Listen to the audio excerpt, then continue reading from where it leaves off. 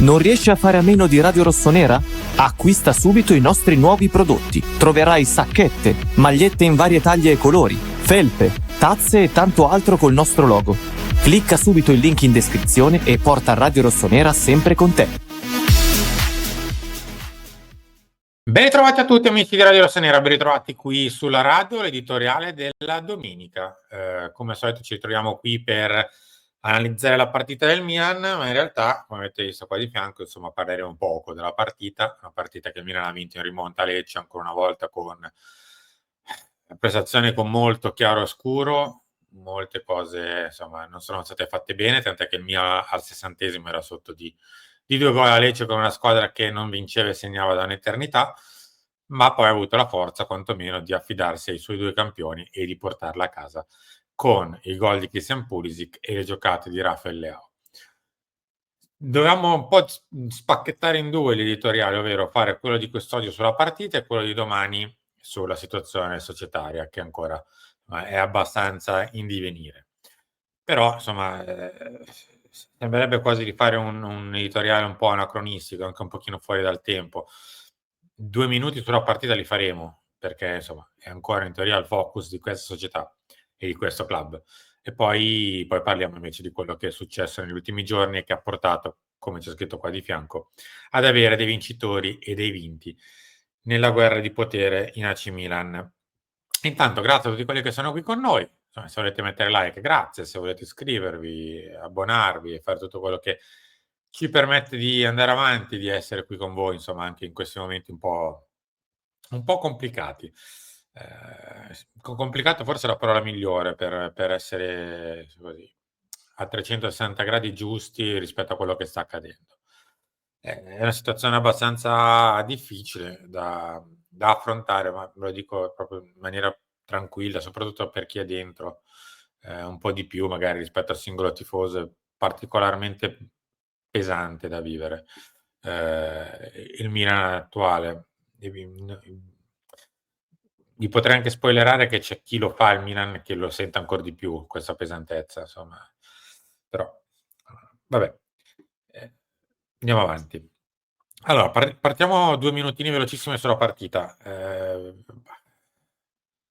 stata una partita preparata male dal Milan. Preparata male non tanto perché dalla metà campo in su abbiamo avuto l'occasione di fare 4-5 gol. Innegabile, il Milan nel primo tempo ha avuto 4-5 palle gol nitide, soprattutto con Santiago Jimenez. Ha fatto sì 2 gol in leggero fuorigioco. La regola è quella, se vai oltre è fuorigioco. Non facciamo come gli interisti, per l'amor di Dio. Che al derby si sono messi a contare i gol in fuorigioco. Mi metto a contare quello che il Milan ha diciamo così, prodotto dalla metà campo in su, è stata una buonissima produzione offensiva, figlia del fatto che il Milan è stato anche molto sbilanciato, quindi quando ti sbilanci tanto crei tanto e concedi tanto. Ma poi Conceição ci ha detto che la partita era stata preparata molto bene, si è visto, onestamente, per come la posso vedere io una partita, per me no, perché non vive solo e soltanto di ho creato 4 occasioni da gol, se lascio al Lecce, che è una delle squadre che invece ne aveva concesse avute meno e trasformate ancora meno nelle ultime 4-5 partite, si è permessa il lusso 3 volte nel solo primo tempo di fare un gol, prendere un palo, avere un'occasione enorme con Pierotti che quasi a tu per tu con Sportiello, andare in vantaggio di 2 gol all'ora di gioco. Se queste sono le partite preparate bene, quando vinci 2-3-0 cosa siamo? Dei fenomeni epocali nel caso, siamo preparate facciamo le partite perfette. Vabbè, è inutile soffermarci su quello che è stato l'allenatore. Ne parlo al passato perché mi sembra abbastanza chiaro che non andrà oltre questi ultimi 3 mesi scarsi di stagione. L'importante è portare in porto la nave nella maniera più dignitosa possibile. Credo che non sarà semplicissimo, ma l'abbiamo visto sulla nostra pelle ieri. Insomma, cosa può essere una partita del Milan adesso, ovvero veramente un lancio di dadi e vedere quali dei 2 numeri usciranno nei 2 dadi. E in un modo o nell'altro può andare la partita, potevi perdere 2-0 a un certo punto, tranquillamente, se non c'era forse lo stinco di Gallo che ti rimette in piedi sia il risultato che di testa, forse la partita si chiude morendo sul 2-0. con lo stinco di Gallo si è riacceso il Pulisic, si è riacceso Leao e hai fatto 3-2. Potevi fare dopo 30 secondi 1-0, potevi far tutto. Se tipo Jimenez faceva mezzo passo indietro rispetto a chi in avanti.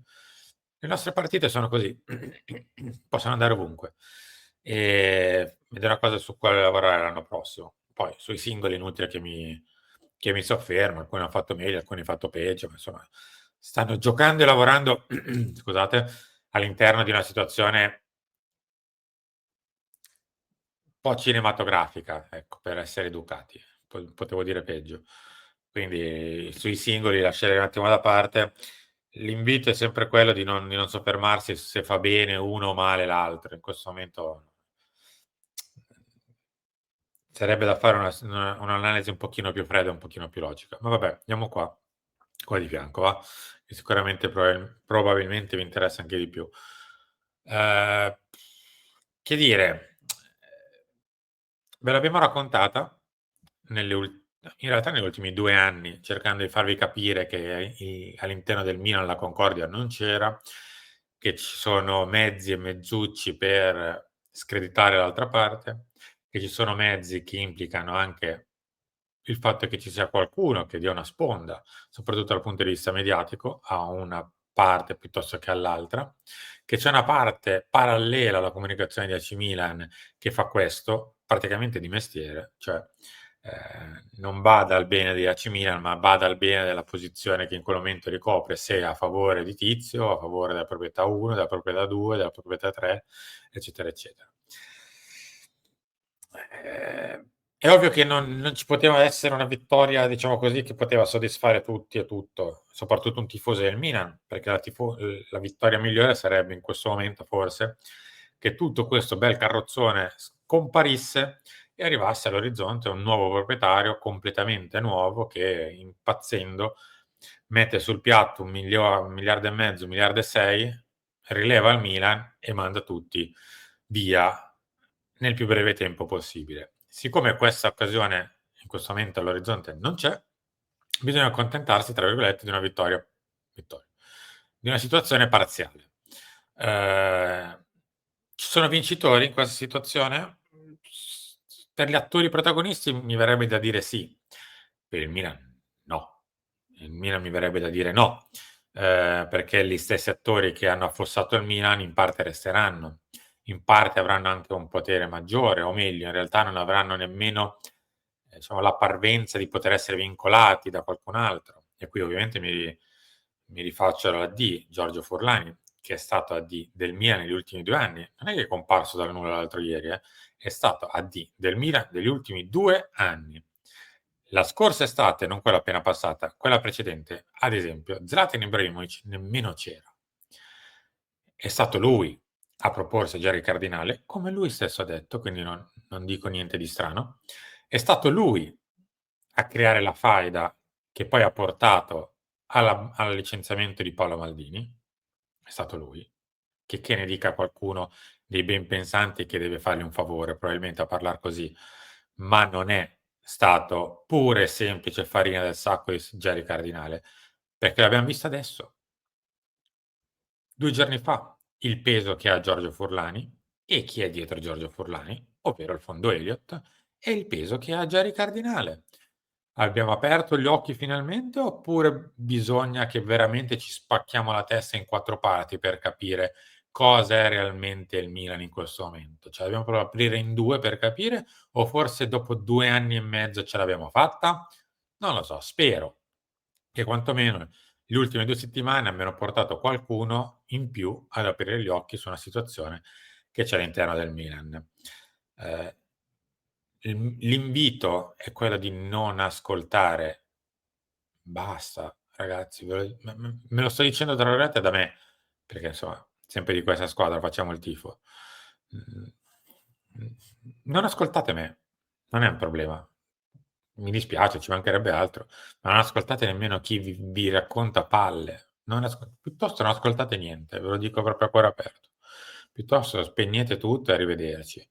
Ma non ascoltate chi vi porta per il naso, cioè dai, basta così anche, sono anni che lo fanno, basta così, dai.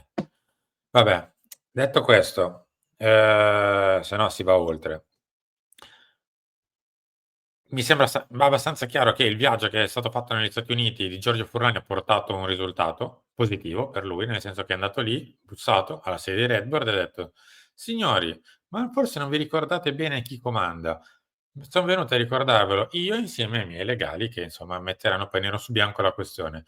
Ora che sono qui, ve lo ricordate realmente chi prende le decisioni e che soprattutto al massimo le possiamo condividere le decisioni? Le possiamo prendere insieme al massimo e sicuramente non potete farlo solo e soltanto di testa vostra, come stavate facendo per il direttore sportivo, avendo degli incontri a mia insaputa?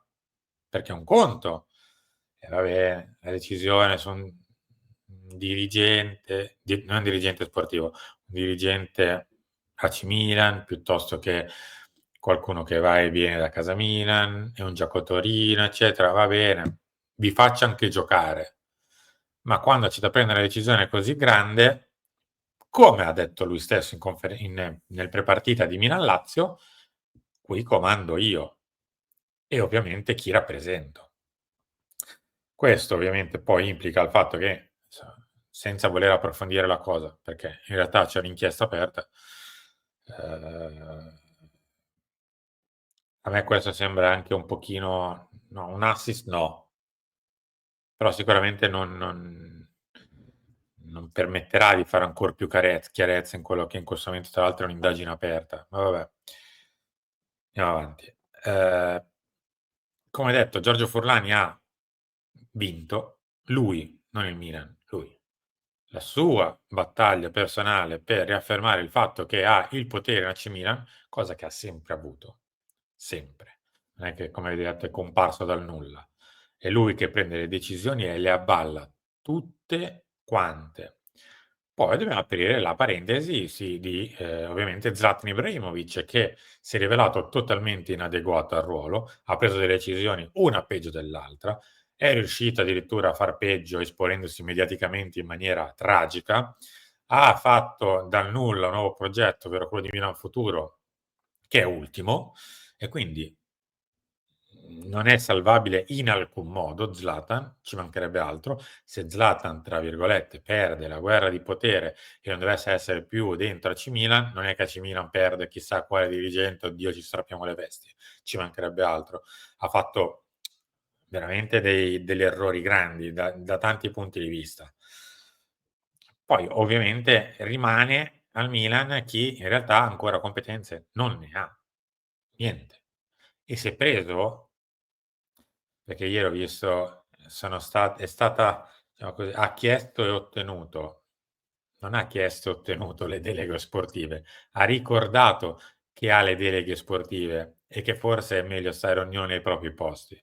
Non è che è andato lì, ha alzato la mano, è andato al cardinale e gli ha chiesto: "Scusa Gerry, potrei avere le deleghe sportive?" Non credo che sia andata proprio così, come non credo che sia andata così per quanto riguarda appunto la scelta del direttore sportivo. Non è andato lì a parlare al direttore sportivo, ragazzi. Ma voi veramente pensate che Gerry Cardinale conosca il curriculum di il direttore sportivo dell'Eintracht, piuttosto che del Monaco, piuttosto che di Paratici o di dai, ma perché ci dobbiamo prendere in giro "da soli", tra virgolette? Lasciate perdere. È nato lì per mettere in chiaro bene chi prende le decisioni. E adesso si prenderanno le decisioni. Ehm, Prima di parlare del direttore sportivo, che visto che siamo già a 14 magari lo rimandiamo all'editoriale di domani, quindi magari ne parliamo domani del casting del direttore sportivo. Volevo chiudere su una questione che è uscita ieri, ovvero quella di Massimiliano Allegri. Cioè, pensavo di essermi spiegato bene, ma insomma lo spiego ancora meglio. La notizia di Massimiliano Allegri non esiste. È semplicemente un messaggio da parte di Giorgio Furlani per far capire a chi di dovere, in questo caso Ibra e chi per esso, che se lui volesse potrebbe tranquillamente mettere il buon Massimiliano Allegri ad allenare il Milan, senza passare né dal direttore sportivo né tantomeno da Zlatan Ibrahimovic o chi per esso. E il messaggio è molto chiaro per Ibra. Caro Zlatan, se voglio metto esattamente l'allenatore che a te sta più sulle scatole, per dirti e farti capire quanto io comando qua dentro e tu no. È semplicemente un messaggio. Punto. Poi, virgola, Massimiliano Allegri potrebbe anche arrivare sulla panchina del Milan, ci mancherebbe altro. Tra 15-20 giorni, quando finiamo il casting del DS, sperando che il direttore sportivo possa avere parola in causa per la scelta dell'allenatore, perché vorrebbe dire che se dovesse arrivare Allegri per volontà di Furlani vuol dire che il DS nemmeno ci ha messo bocca, visto che ancora dobbiamo nemmeno iniziare il casting per sceglierlo. Ma insomma, questa è la cimina di adesso. Poi arriverà magari perché sia Furlani che il direttore sportivo avranno scelto Massimiliano Allegri, ma questo tra 15, 20, un mese, chi lo sa quanti giorni. Adesso, mentre Allegri ancora non è nemmeno stato contattato, quello di ieri è stato semplicemente un messaggio che a buon intenditore bisogna capire che chi comanda non è certo chi aveva fatto i casting per il direttore sportivo a Londra una settimana fa, ma è chi è andato qualche giorno fa da Jerry Cardinale a ricordargli che comanda lui e chi rappresenta, ovvero il fondo Elliott. Grazie a tutti per essere stati qui con me. Come detto, ci ritroviamo domani alle 7 per l'editoriale, dove approfondiremo un pochino ancora di più i temi di questa fantastica guerra di potere che è diventato ormai il nostro oggetto di discussione, non più il campo e il calcio. Prima o poi spero che possa tornare, ma dubito. Grazie a tutti, ci ritroviamo magari anche nel pomeriggio stesso per ancora di più parlare insieme a voi di quello che sta accadendo al Milan. A dopo.